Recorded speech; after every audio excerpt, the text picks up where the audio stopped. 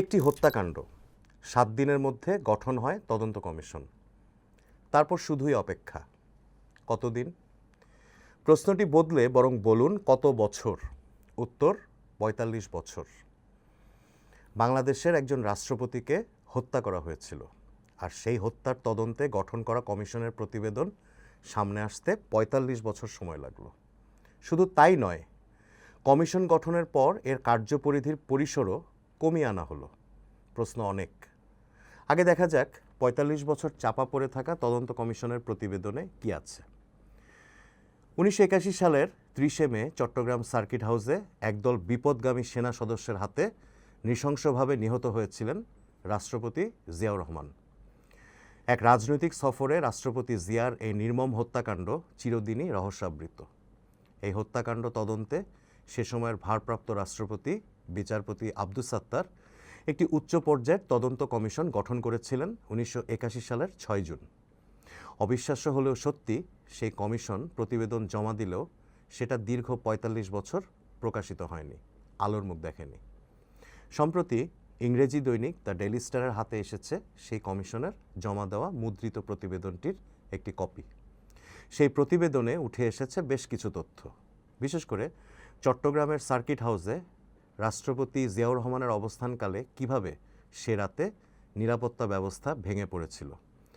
রাষ্ট্রপতির ব্যক্তিগত নিরাপত্তায় নিয়োজিত কর্মকর্তাদের রহস্যজনক ভূমিকা ও আচরণের কথাও উঠে এসেছে সেই প্রতিবেদনে।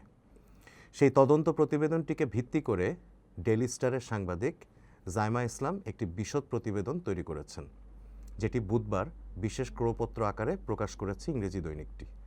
চর্চায় আমরা সেই প্রতিবেদনটির বিভিন্ন দিক তুলে ধরব।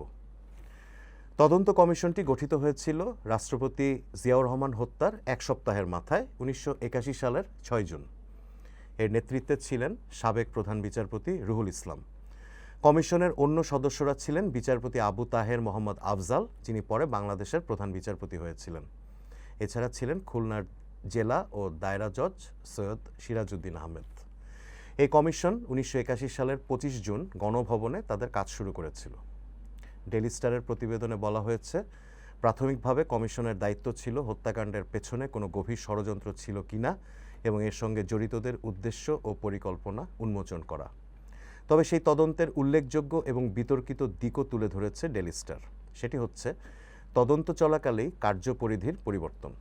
তদন্ত চলাকালে স্বরাষ্ট্র মন্ত্রণালয় একটি বিশেষ প্রজ্ঞাপনের মাধ্যমে ষড়যন্ত্র সংক্রান্ত অংশটি তদন্তের পরিধি থেকে বাদ দিয়েছিল। ফলে কমিশনের কাজ শুধু রাষ্ট্রপতির নিরাপত্তায় নিয়োজিত সংস্থাগুলোর ব্যর্থতা এবং প্রশাসনের কর্মকর্তাদের ভূমিকা মূল্যায়নের মধ্যেই সীমাবদ্ধ হয়ে পড়েছিল। তৎকালীন সেনাপ্রধান লেফটেন্যান্ট জেনারেল হুসেইন মোহাম্মদ এরশাদ সহ মোট ৬২ জন সাক্ষীর জবানবন্দি গ্রহণ শেষে কমিশন দেখতে পায় রাষ্ট্রপতির নিরাপত্তা ব্যবস্থা ছিল অত্যন্ত দুর্বল ও শিথিল। ১৯৮১ সালের ৩০ মে ভোরে সেটি পুরোপুরি ভেঙে পড়ে। কমিশন প্রতিবেদনে রোমান সম্রাট জুলিয়াস সিজারের সেই বিখ্যাত উক্তির অবতারণা করে বলে, হত্যাকারীদের জন্য পুরো ঘটনাটি ছিল অনেকটা ভিনি ভিডি ভিসি বা এলাম দেখলাম ও জয় করলামের মতোই সহজ। তদন্ত প্রতিবেদনে সবচেয়ে মারাত্মক অভিযোগ তোলা হয়েছিল রাষ্ট্রপতির ব্যক্তিগত কর্মকর্তা বা PS lieutenant colonel AYM Mahfuzur রহমানের বিরুদ্ধে। রাষ্ট্রপতির এডিসি ক্যাপ্টেন মাজহারুল ইসলামের আচরণকেও রহস্যজনক উল্লেখ করা হয় সেই প্রতিবেদনে। উল্লেখ্য, জিয়া হত্যার সময় একই সঙ্গে নিহত হয়েছিলেন রাষ্ট্রপতির ব্যক্তিগত নিরাপত্তা কর্মকর্তাদের অন্যতম কর্নেল মইনুল আহসান এবং ক্যাপ্টেন আশরাফুল হাফিজ। প্রতিবেদনে জিয়াউর রহমানের ব্যক্তিগত সচিব লেফটেন্যান্ট কর্নেল মাহফুজুর রহমানের ভূমিকার কঠোর সমালোচনা করা হয়। যদিও প্রতিবেদনটি জমা দেওয়ার আগেই সামরিক আদালতে মাহফুজকে দোষী সাব্যস্ত করা হয় এবং ১৯৮১ সালের ২৩ সেপ্টেম্বর তাকে ফাঁসি দেওয়া হয়। প্রতিবেদনে মৃত্যুদণ্ড কার্যকর হওয়া আরেক সেনা কর্মকর্তা মেজর মুজিবুর রহমানের পাশাপাশি রাষ্ট্রপতির ADC 8 the camp captain Mazharul হকের ভূমিকা নিয়েও সন্দেহ প্রকাশ করা হয়। মেজর মুজিবুরকেও ১৯৮১ সালের ২৩ সেপ্টেম্বর ফাঁসি দেওয়া হয়। কমিশনের প্রতিবেদনে বলা হয়, হত্যাকাণ্ডের রাতে লেফটেন্যান্ট কর্নেল মাহফুজ ও এডিসি ক্যাপ্টেন মাজহারুল হক নিজ নিজ কক্ষে বসে দীর্ঘ সময় টেলিফোনে ব্যস্ত ছিলেন, কিন্তু রক্তক্ষয়ী গোলাগুলির মধ্যেও বাইরে বের হওয়ার কোনো তাগিদ দেখাননি। অথচ রাষ্ট্রপতির প্রধান ব্যক্তিগত নিরাপত্তা কর্মকর্তা কর্নেল মইনুল আহসান ও অন্যতম নিরাপত্তা কর্মকর্তা ক্যাপ্টেন আশরাফুল হাফিজ নিজ কক্ষ থেকে নিজেদের দায়িত্ব পালনের উদ্দেশ্যে বেরিয়েছিলেন। লেফটেন্যান্ট কর্নেল মাহফুজের ব্যাপারে আরও একটি গুরুত্বপূর্ণ তথ্য প্রতিবেদনে উঠে আসে। সেটি হচ্ছে ঘটনার আগের দিন সকালে পিএস মাহফুজ অনেকটা অস্বাভাবিকভাবে রাষ্ট্রপতির সফরে চট্টগ্রাম সার্কিট হাউসের কক্ষ বন্টনের লিখিত তালিকা দেখতে চান, যা তিনি অতীতে কখনোই করেননি। এমনকি ঘটনার দিন রাত 10টার দিকে তিনি রাষ্ট্রপতির ঘরের সামনের দুজন হাউস গার্ডকে রাষ্ট্রপতির অসুবিধা হবে অজুহাতে সরিয়ে দেন। গোলাগুলি থামার পর দেখা যায় গোয়েন্দা কর্মকর্তা ও অন্য সেনা কর্মকর্তারা গুলিতে মারা গেলেও একই জায়গায় থাকা মাহফুজের শরীরে একটি আঁচড়ও লাগেনি। মাহফুজের ঘরের দেয়ালে যে গুলির চিহ্ন পাওয়া গিয়েছিল, পুলিশ বাহিনীর বিশেষজ্ঞরা পরীক্ষা করে পরে জানান সেগুলো পরে কৃত্রিমভাবে তৈরি করার সম্ভাবনাই বেশি। অন্যদিকে রাষ্ট্রপতির এডিসি ক্যাপ্টেন মাজারের ঘরের সঙ্গে রাষ্ট্রপতির ঘরের একটি সংযোগ দরজা বা কানেক্টিং ডোর ছিল।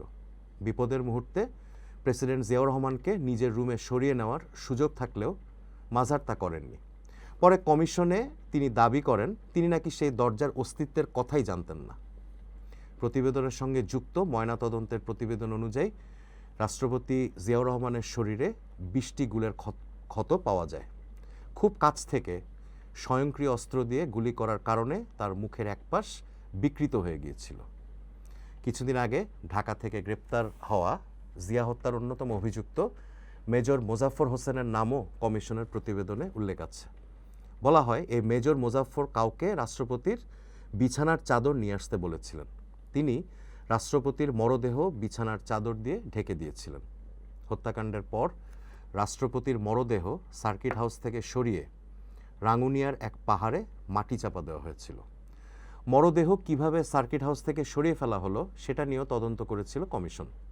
সেখানে বলা হয় কমিশনের ভাষ্য অনুযায়ী 30 মে সকালে বিভাগীয় কমিশনার, পুলিশ কমিশনার সহ ঊর্ধ্বতন কর্মকর্তারা ঘটনাস্থল ত্যাগ করার পর মাত্র 2 জন এনএসআই কর্মকর্তাকে মরদেহ পাহারার দায়িত্ব দেওয়া হয়। স্থানীয় প্রশাসন ওই মুহূর্তে বিভ্রান্তিতে ছিল। তাদের ধারণা হয়েছিল সেনাবাহিনীর একটি অংশ বিদ্রোহ করেছে এবং চট্টগ্রামের নিয়ন্ত্রণ তাদের হাতে চলে গেছে। ফলে তারা নিজেদের উদ্যোগে কোনো সিদ্ধান্ত নিতে সাহস করেননি। ব্যাপারটি উল্লেখ করা আছে তদন্ত কমিশনের প্রতিবেদনে। প্রতিবেদনে বলা হয় 30 মে সকাল 8টার দিকে 2টি সেনা এসইউভি ও ভারী অস্ত্রসজ্জিত একটি সামরিক বাহন সার্কিট হাউসে আসে। 3 জন মেজর ও 10 থেকে 15 জন সেনা সদস্য সেখানে প্রবেশ করে। তারা অস্ত্রের মুখে এনএসআই কর্মকর্তাদের নিয়ন্ত্রণে নেয় এবং রাষ্ট্রপতির কক্ষসহ অন্যান্য কক্ষ তল্লাশি শুরু করে। রাষ্ট্রপতির ব্যক্তিগত জিনিসপত্র একটি সুটকেসে ভরে নেওয়া হয়। এরপর সাদা চাদরে জড়িয়ে রাষ্ট্রপতি জিয়াউর রহমানের মরদেহ নিচে নামানো হয়।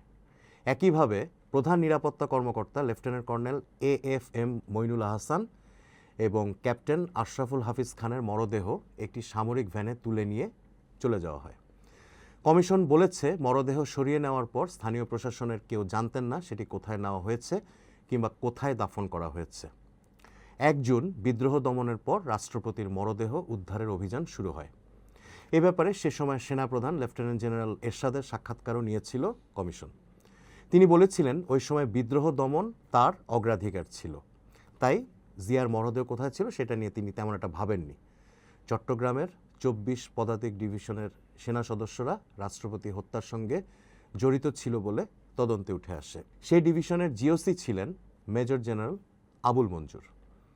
তাকে জিয়া হত্যার 2 দিনের মাথায় হত্যা করে কিছু সেনা সদস্য। তদন্ত কমিশন অবশ্য মঞ্জুর হত্যার তদন্ত করেনি। মঞ্জুর হত্যাও বাংলাদেশের ইতিহাসের এক বিতর্কিত অধ্যায়। তবে তদন্ত প্রতিবেদনে জেনারেল মঞ্জুর যে বিদ্রোহের নেতৃত্বে ছিলেন সেটা বলা হয়েছে। ডিজিএফআইয়ের চট্টগ্রাম ডিট্যাচমেন্টের তৎকালীন কমান্ডিং কর্মকর্তা লেফটেন্যান্ট কর্নেল আবুল আয়েস চৌধুরীর সাক্ষ্য উদ্ধৃত করে কমিশন বলেছে 1980 সালের মাঝামাঝি থেকেই একদল তরুণ সেনা কর্মকর্তার মধ্যে জিয়া সরকারের প্রতি অসন্তোষ দেখা দেয়। তার ভাষ্য অনুযায়ী মঞ্জুর ধীরে ধীরে নিজের মতাদর্শের কর্মকর্তাদের চট্টগ্রামে বদলি করিয়ে আনছিলেন। প্রতিবেদনে বলা হয় 1981 সালের ফেব্রুয়ারি থেকে মঞ্জুর ডিজিএফআই কর্মকর্তাদের চট্টগ্রাম ক্যান্টনমেন্টে অবাধ প্রবেশও সীমিত করে দেন। ফলে গোয়েন্দা কার্যক্রম কার্যত অকার্যকর হয়ে পড়ে। কমিশনের ভাষ্য, 30 মে ভোর থেকেই জেনারেল মঞ্জুর নিজ কার্যালয়ে বসে কর্মকর্তাদের সঙ্গে যোগাযোগ, নির্দেশনা দেওয়া এবং বিভিন্ন নোট লেখাতে ব্যস্ত ছিলেন। তার আচরণে স্পষ্ট ছিল যে তিনি পুরো কার্যক্রম পরিচালনা করছেন। কমিশনের তদন্তে উঠে আসে রাষ্ট্রপতি হত্যার পরবর্তী পরিকল্পনা বিদ্রোহীদের মধ্যে ছিল অত্যন্ত দুর্বল। 31 মে রাত থেকেই সেনা সদর দপ্তরের সঙ্গে আলোচনার মাধ্যমে সমঝোতার চেষ্টা শুরু হয়। ব্রিগেডিয়ার হান্নান শাহ কমিশনকে জানান তিনি বিদ্রোহীদের সঙ্গে আলোচনার দায়িত্ব পালন করছিলেন, কিন্তু সেনা সদর দপ্তর নিঃশর্ত আত্মসমর্পণ ছাড়া অন্য কোনো প্রস্তাব গ্রহণে রাজি হয়নি। কমিশন বলেছে, বিদ্রোহীদের পুরো পরিকল্পনাই ছিল অপরিণত, অপরিকল্পিত এবং কিছুটা অপেশাদার। জেনারেল মঞ্জুরের হত্যার ব্যাপারে বিশদ কিছু উল্লেখ নেই প্রতিবেদনে, তবে তাকে কিভাবে ধরা হয় এবং তার মরদেহ কোথায় কিভাবে পাওয়া যায় সেটার একটা উল্লেখ আছে। প্রতিবেদনে বলা হয়েছে, মঞ্জুরকে পুলিশ গ্রেপ্তার করলেও পুলিশ কর্মকর্তারা ঢাকার অনুমতি নেওয়ার পর তাকে সেনাবাহিনীর কাছে হস্তান্তর করেন। তদন্ত প্রতিবেদনের উপসংহারে বলা হয়েছে, রাষ্ট্রপতি জিয়াউর রহমান হত্যাকাণ্ড ছিল নিরাপত্তা ও গোয়েন্দা ব্যবস্থার বহুমাত্রিক ব্যর্থতার সম্মিলিত ফল। কমিশনের মতে, গোয়েন্দা সংস্থাগুলো মঞ্জুরের বিদ্রোহী তৎপরতার বিষয়ে আগে থেকেই বিভিন্ন তথ্য পেলেও তা কার্যকরভাবে মোকাবেলা করতে পারেনি। ডেইলি স্টারে প্রকাশিত জিয়া হত্যা তদন্ত কমিশনের প্রতিবেদন ৪৫ বছর পর কিছু প্রশ্ন সামনে নিয়ে আসছে।